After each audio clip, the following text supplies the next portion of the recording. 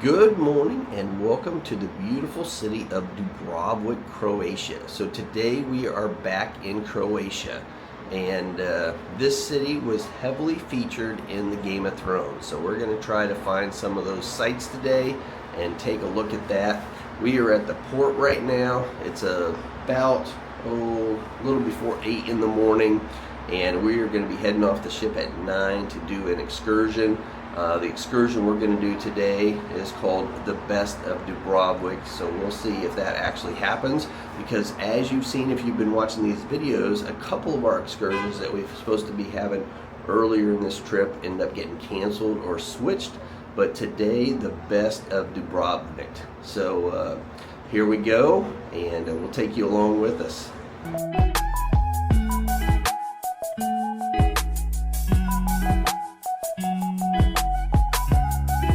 So this is the port area of Dubrovnik, and the old town and the main city, they say, is about 3 miles or 4 kilometers away, and so we're pretty excited to get down there and see that. There are 1,244 islands in Croatia, and that one is one of them out there in the distance. We stopped at this overlook, and now we're getting our first glimpse of the old town of Dubrovnik in the distance. Now we made it to Ploče Gate, which is one of the 3 main entrances to Dubrovnik's old town city. Hiring a tour guide in Dubrovnik is a great way to explore the city's rich history, architecture, and culture, and we had a great tour guide for our day here. After getting some instructions about our tour, we were crossing the bridge and entering Ploče Gate. And soon after walking through the gate, you are standing in this amazing courtyard with these beautiful towering pine trees. And the views from this courtyard were just amazing. They overlooked the old port and harbor area.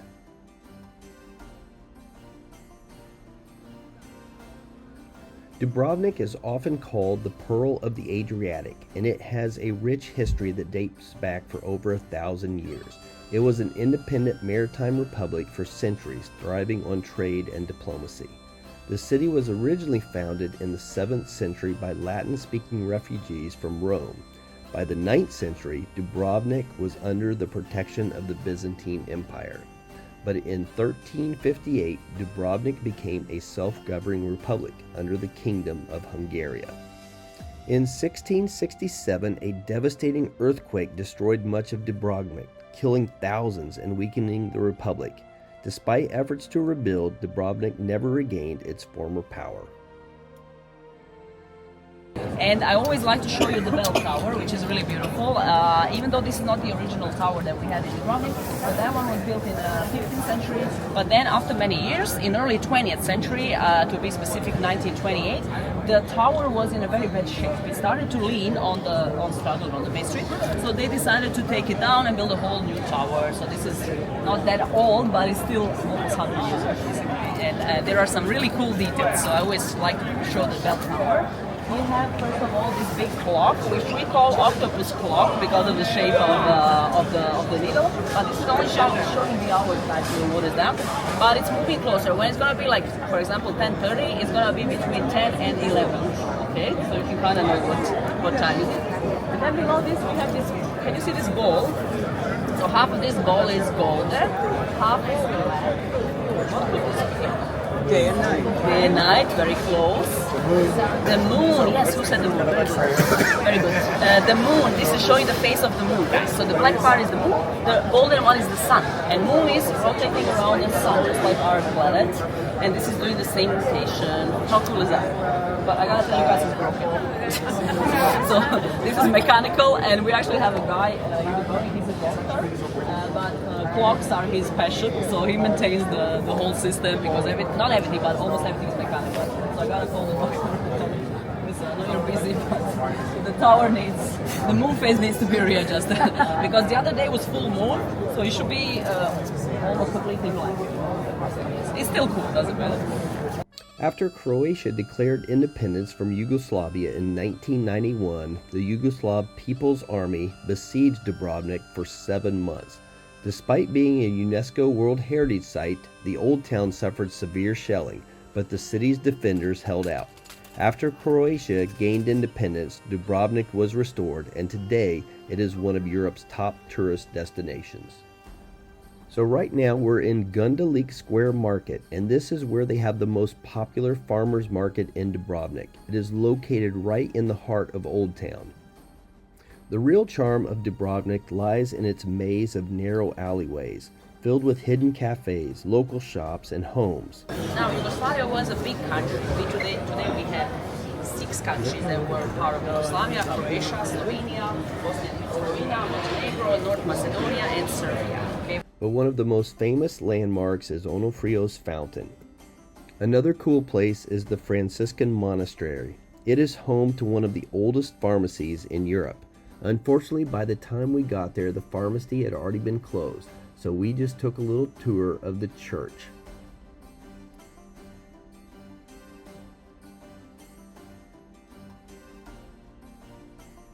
Once you step out of the monastery, you are on the main street of Dubrovnik. It is called Stradan. It is the heart of Dubrovnik, and it stretches from Pile Gate to the Old Port. It's lined with historic buildings, cafes, and shops, and one of those shops is the Game of Thrones store. We made our way down to the Old Port of Dubrovnik. It is a historic and picturesque harbor located on the eastern side of the Old Town. It was once the center of the Republic's powerful maritime trade and remains a lively spot today. We just walked through the harbor and then walked around the walls of the Old Town, and we found this amazing hidden spot back here. It was beautiful, and we loved walking around and exploring in this area. We then headed back to Old Town and just enjoyed walking around the amazing maze of alleyways. Some of them opened up into small squares that revealed churches and fountains, and there were many of these stone archways that connected one house to another.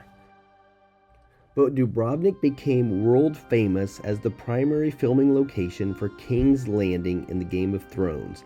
The city's medieval walls, historic streets, and stunning coastal views made it the perfect setting for the capital of Westeros.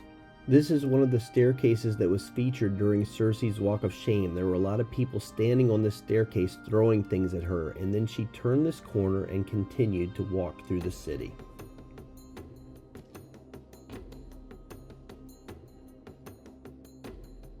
But one of the things you have to do if you're in Dubrovnik is climb the city walls, walk around. It's 1.2 miles, a little expensive, 35 euros per person, but definitely worth it. So we'll take you along as we do the city walls. Yeah, that is so pretty. This is the old city of Dubrovnik. Walking on top of Dubrovnik's city walls is one of the most unforgettable experiences in this city. These massive medieval fortifications encircle the Old Town, and they offer breathtaking panoramic views of the red-roofed buildings, the Adriatic Sea, and nearby islands. Did I mention there's a lot of stairs when you do the city walls?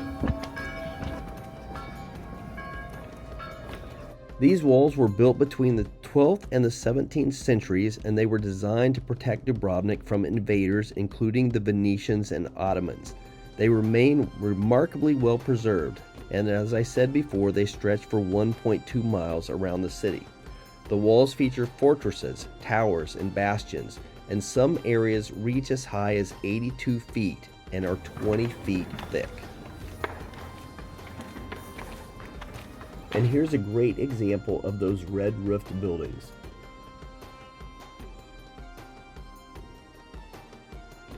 And here's an example of some of those stunning panoramic views that you get from atop the city walls.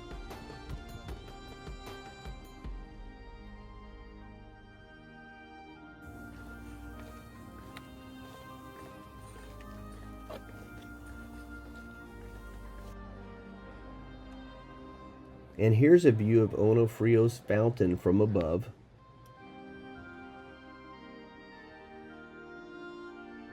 In the distance, you can see St. Lawrence Fortress. This was a place that was called Red Keep in the Game of Thrones.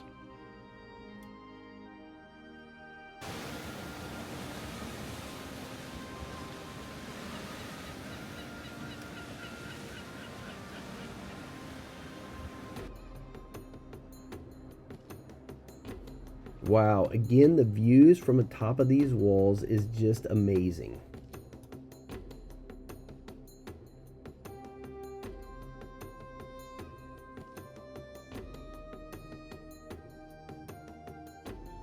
I guess if you get tired as you're walking along the city walls, in several places they have these restaurants and snack bars where you can grab something to drink or a bite to eat and sit down and just overlook the scenery that's there. It would be a beautiful place to stop, but we decided to keep pushing on. Actually, I wanted to stop, but Erica gave me this look and said, no, we're going to keep going. Now we're going downhill. Tell me when you want to crawl. And it goes all the way down. Obviously, I just stayed at the top. There are some great views. Yeah, that's where I was at, I guess. Yeah, because that's that little cubby hole that I came out of. So walking around the city walls is definitely something you have to do, and it's very fun, but it's not without its challenges. The sun can be relentless, and on the day that we were here, the sun was very hot. Like I said, the sun was so hot, and here was another restaurant, but again, Erica would not let me get anything to drink. And the path, while well maintained, has its share of uneven surfaces, but the rewards are immeasurable. With each step, you feel a sense of history, of walking in the footsteps of generations past. You are not just a tourist, you are an explorer, uncovering the secrets of this amazing city, one breathtaking view at a time. So if you're in Dubrovnik and want to walk the city walls, here are a few tips. Bring water and sunscreen, wear comfortable shoes, and take your time. The full circuit takes about 1.5 to 2 hours. We made it all the way through. Erica only had a couple panic attacks.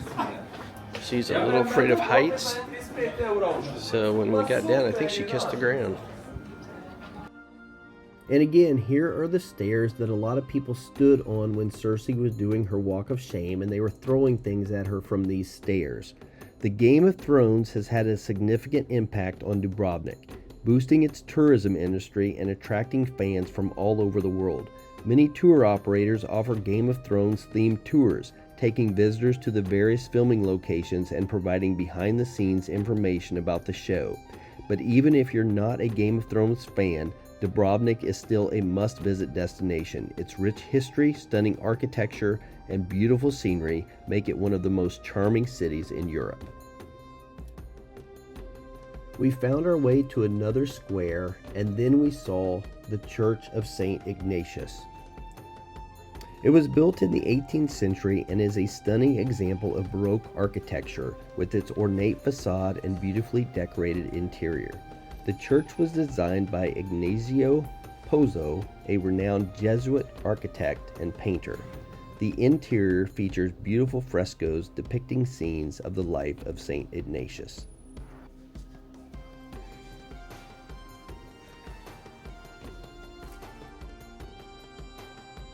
We left the church and then just continued to explore the alleyways of this amazing city, and it seemed like each alleyway opened up into an amazing courtyard with little hidden restaurants along the way. And here's Erica checking out the menu for one of these restaurants. But then we continued our walk and went up and down these stairs, and we thought as we did, this town would be a horrible place to be if you were handicapped. If you had a wheelchair or even a cane, I don't know how you're going to get around this place.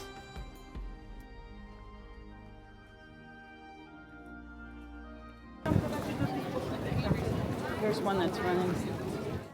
Our guide that we had earlier today told us that if we drank water from Onofrio's fountain, that we were guaranteed to come back to Dubrovnik. So I had to test out this and see if it was true. This fountain was built in the 15th century and was a remarkable engineering feat that brought fresh water to Dubrovnik from a source about 12 kilometers away. The fountain was a symbol of prosperity and good fortune for the city. And the water was pretty good. And as our time in Dubrovnik was winding down, we came up on this wedding party taking pictures along the main street in Dubrovnik. What a beautiful place for wedding pictures. All right, now Eric and I are on a mission for some gelato. We've been to a couple places, but the lines were long and they weren't cute. Erica found a cute gelato place, so here we go.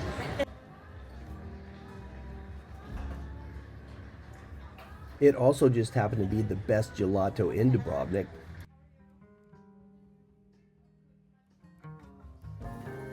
The place was pretty cute, and I must say the gelato was pretty good.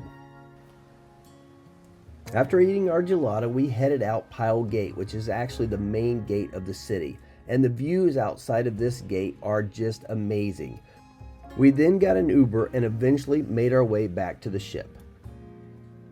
So we are back on the cruise ship now. We just left Dubrovnik, Croatia. It is a beautiful city, and if you're here, you definitely have to visit the old medieval part of the town with the city walls.